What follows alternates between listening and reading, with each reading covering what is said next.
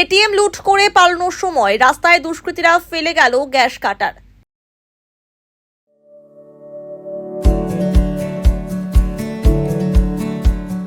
Pamper, not just a hospital, but a mother. New life fertility centre আধুনিক চিকিৎসা ও বিশেষজ্ঞদের সহায়তায় আপনার স্বপ্ন পূরণ করতে প্রস্তুত। নতুন জীবনের স্বপ্ন সত্যি করতে আজই যোগাযোগ করুন। নতুন জীবনের সূচনা এখানেই। বুধবার রাতে চম্পাশাড়ি মোড়ে এটিএম লুট করা হয়। প্রায় 10.5 লক্ষ টাকা লুট করে পালায় দুষ্কৃতীরা। বৃহস্পতিবার প্রধাননগর থানার পুলিশ, বাগডোগরা থানার পুলিশের সহায়তায় এটিএম লুটে ব্যবহৃত গ্যাস কাটার, সিলিন্ডার উদ্ধার করেছে। এদিন বাগডোগরার এশিয়ান হাইওয়ে সড়কের গোসাইপুরে রাস্তার ঝোপ থেকে উদ্ধার হয় গ্যাস কাটার। পুলিশের অনুমান এই গ্যাস কাটার দিয়েই এটিএম লুট করে দুষ্কৃতীরা। ভোররাতে এই ঘটনার পর বিহারের উদ্দেশ্যে রওনা দিয়েছে পুলিশের টিম।